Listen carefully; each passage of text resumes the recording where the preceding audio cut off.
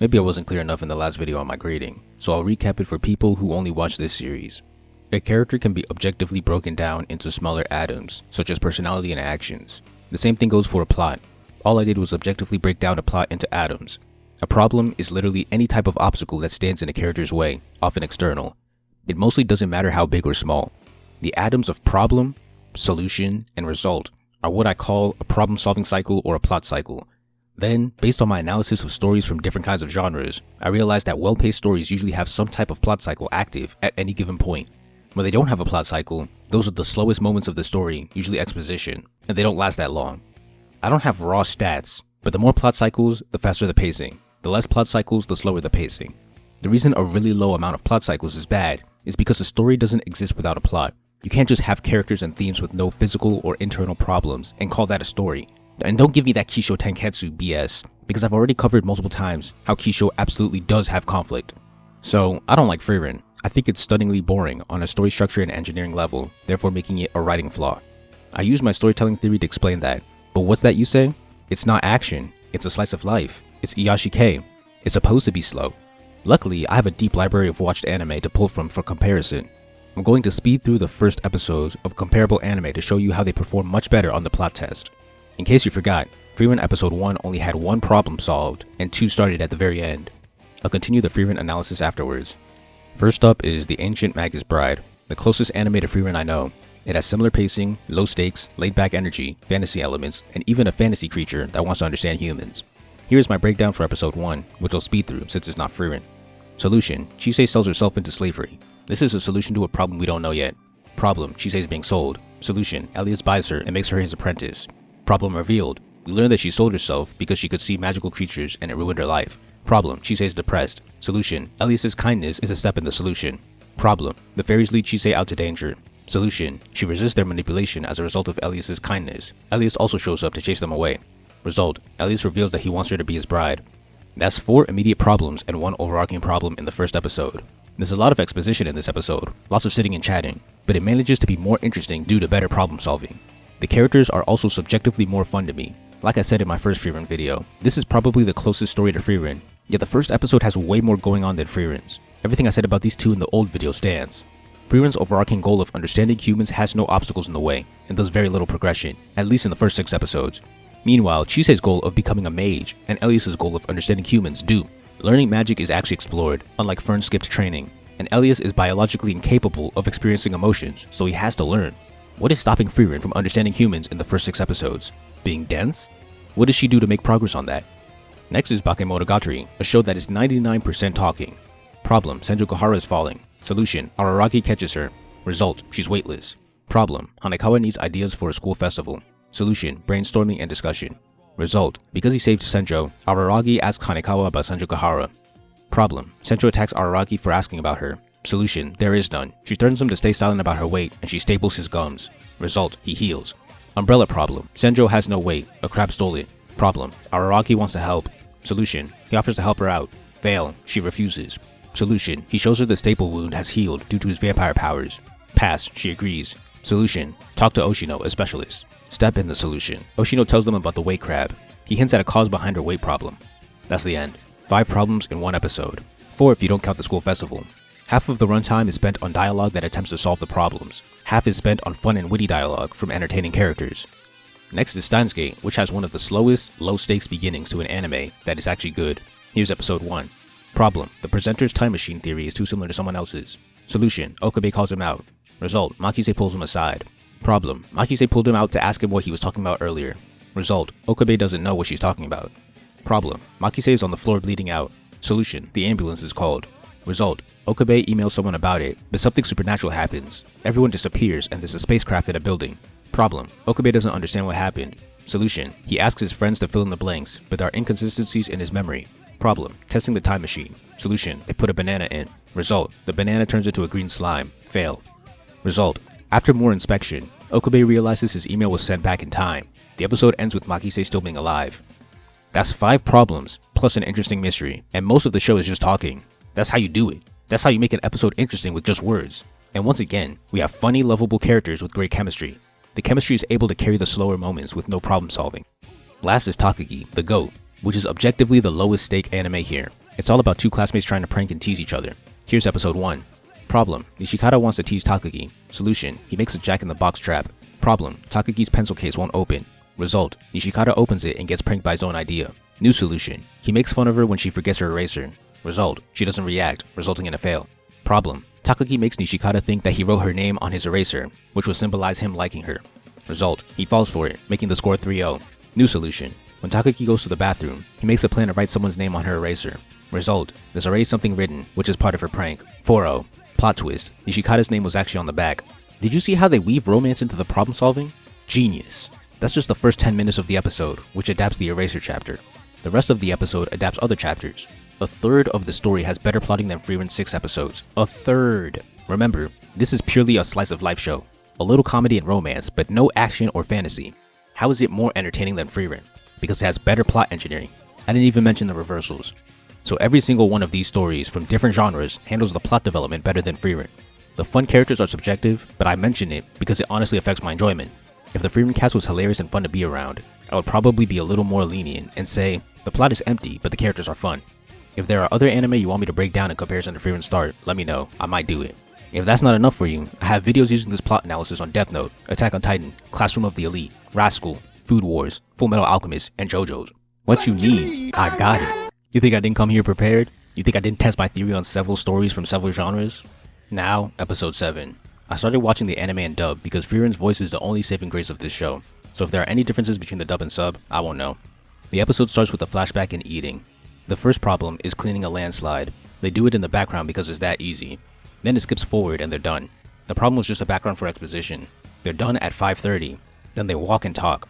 They deliver exposition until 9:20, 4 minutes. Finally, there's a problem at 9:40. Demons appear.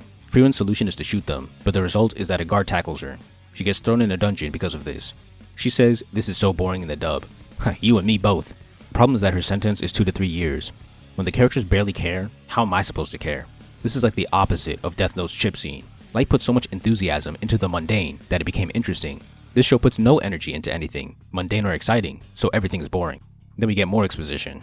A flashback shows why Frieren believes that all demons are monsters. This was actually pretty good, I can't lie. However, from 11:20 to 17:34, the characters stand, sit, and talk with a 4-minute flashback in between. That's 6 straight minutes with no problem solving, unless you count killing the demon in the past. I don't because it's a flashback. That would be like counting Zabuza's graduation exam, or Haku's Kekkei Genkai awakening, which I didn't in my video on the arc. A father tries to kill the demon in revenge for his son at minute 19. This is a problem, and the demon's solution is to talk him down with a lie. Problem solved. Then the demons get their turn to talk. Another problem appears. The executioner comes to kill Frieren. That's the end of the episode. The landslide problem is boring and solved with ease.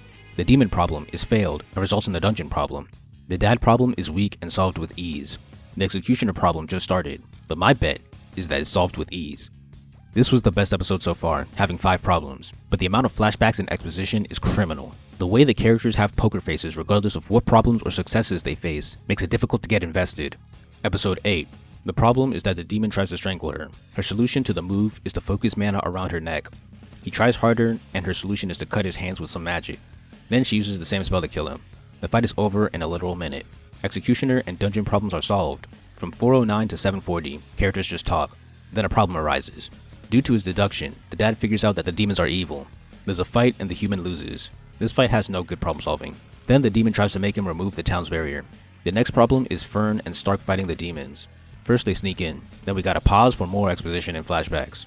Step 2 is trying to free the guy, but there's magic on the ropes so it fails. Another problem appears. The demon shows up. Stark refuses to run, and the solution to the demon problem is fighting. He gets pinned, but step 2 of their plan was Fern attacking. The result is a pass, and they retreat with the guy. That's the end of the episode. The writing is improving. The first fight is slightly more detailed than the usual fights. The executioner and dungeon problems chain together. The human versus demon fight is as weak as usual. Then the break-in plan is interrupted by a nested demon problem, which is solved in 2 steps. Stark's distraction and Fern's magic. That's an incremental solution. So the plotting is clearly getting better, but the amount of exposition and flashbacks are still horrible. Is it a coincidence that the story gets better when there's more action? I don't think so. Writing action is kinda easy, and this writer clearly doesn't have enough skill to write good problem solving outside of action, which takes more effort. Episode 9. It starts with an aura problem. There's exposition before, then her puppets start fighting, but are easily dodged. Then there's exposition after. Y'all gotta chill with the exposition. Frieren's solution is to dispel the magic controlling them. Timeout. If this was JJK, World Trigger, or Naruto, I'd be fine with the amount of exposition on abilities, because it'd be directly helpful in understanding the solution and how clever it was. In this case, Aura has a spell that manipulates wills. Frieren has a spell that undoes that. There's nothing intelligent going on here, so all the exposition on Aura's unbeatable abilities is completely unnecessary. Then the two students have their own problem. The demon attacks with mana in the blood on their clothes. Then they stop for more dialogue. And people complain about the talking between fights in battle manga? From 11:30 to 13:30, there is no action. 2 straight minutes of talking after one attack. Then Fern breaks free somehow and holds him at gunpoint. Before attacking, there's another flashback. 14:25 to 15:25, there's more talking and flashbacks. The length is bad, but the content is good. The flashback has Frieren saying that Fern shoots faster than her. The blood demon just said that he'd kill Fern before she could shoot, so the flashback explains why she won the Mexican standoff. That's okay, but the fight isn't. She just shoots faster than he can attack. They keep fighting, and Fern is faster. Meanwhile, Stark is getting smoked in this fight.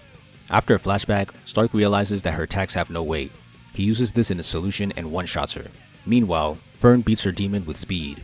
These were the best fights so far, but that's not saying much. Fern won by being faster. Stark won by being stronger. That's about it. This is elementary school strategy.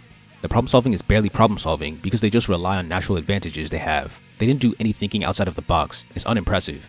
I like the flashbacks inspiring them. Demon Slayer does that every day though. It's a common technique in battle manga. The story is slowly climbing its way back to mediocre. So there are 3 fights in this episode. 2 finish, 1 doesn't. You know what? Let's dive deeper into the fights. Edward vs. Greed is a great example of a creative fight with one strategy. Greed has an impenetrable shield, but thanks to the info that his body chemistry is purely human, Ed realizes that he can transmute the shield into a weaker material to pierce the ultimate shield. That's how he wins the fight. It's one counter, but it makes clever use of the magic system and has never been replicated in any other battle manga I've seen. Fern doesn't even counter, she's just faster, which is so simple. And then Stark's fight doesn't make sense when inspected closely. At the end, the demon is so weak that her weapon gets stuck in his body. But if she was always that weak, why was Stark losing to begin with? Why couldn't he just tank her from the start and use his signature move earlier? It reminds me of another fight. People love to complain about Naruto vs Neji having the hero get beaten up for most of the fight, only to end it with a one-shot. Will the same energy be kept for the far less strategic Stark fight? Find out next time. Outside of tactics, the attacks also aren't great. Most of the time, Frieren and Fern just shoot and block. That's it. A generic attack spell and a generic defensive spell. It's so lazy. Even DBZ is better than this. But then, Frieren also pulls out new moves whenever she needs to. She had what looked like wind magic against the Executioner, and then she had the dispel magic against Aura. There's no setup for these abilities. When Demon Slayer and JJK do this, it's called out, as it should be. But does it get called out when Frieren does it? You tell me. Episode 10 starts with a flashback, then talking, then another flashback. In the flashback, Frieren's fight is skipped, and Flamm's fight ends with 1 hit. Her strategy was suppressing her mana, or hiding her power level, something that existed way back in the Sand Saga. Even DBZ didn't let a fight just end like that. The flashback finally ends at 10:32, nearly half of the episode. It comes back to the present, but just for some magic babble before flashing back again at 12:17. This goes until 18:29, 6 minutes. That's 18 total minutes of exposition or flashbacks. I never want to hear complaints about battle manga flashbacks again. That Demon Slayer movie was rough though. So back to problem solving. The problem is that Aura uses her scales magic. The solution is that Frieren has been suppressing her magic. The result is that Frieren gets to control Aura. Like Lelouch, she makes her kill herself. That's tough. This fight has the same problem as the Qual fight. The solution existed before the fight even started. Frieren didn't have to do any problem solving in the fight. She just let her natural advantages take her to victory. It's similar to Fern and Stark's fights too. This is DBZ level of writing, but when DBZ does it, it's a problem. Just like Qual was 80 years behind with his magic, Frieren is 30 years behind. It's fascinating how a common defense is, it's not an action fantasy, yet that's exactly what this Aura arc was. Overall, this episode was a mess. I understand the purpose of the flashbacks. They explained why demons hide their mana and why non-demons do, but it absolutely did not need to be a majority of the episode. There is one problem in this episode and it's solved easily. I believe this is the end of the arc, so I'll stop here. There's another issue I noticed. Himmel and Frieren's romance is poorly written. When they were in a party, he liked her, but she didn't know. Then when he died, she realized that he liked him. So Himmel was pining for her all that time, yet never asked her out? The wiki says that he was 26 and 76. That's 50 years. That's so stupid. And then Frieren so happens to be as dense as a harem protagonist. The fact that their love is the motivation behind Frieren's overarching goal makes it important, but that love is so bad. Rom-coms stall romances a lot, but I've never seen stalling to this degree. 50 years? And just in case someone tries to hype up the world building, so far, it's mostly a copycat of Dungeons & Dragons, plus Lord of the Rings, and maybe Dragon Quest. Meanwhile, battle manga are making worlds from scratch or remixing the real world in interesting ways.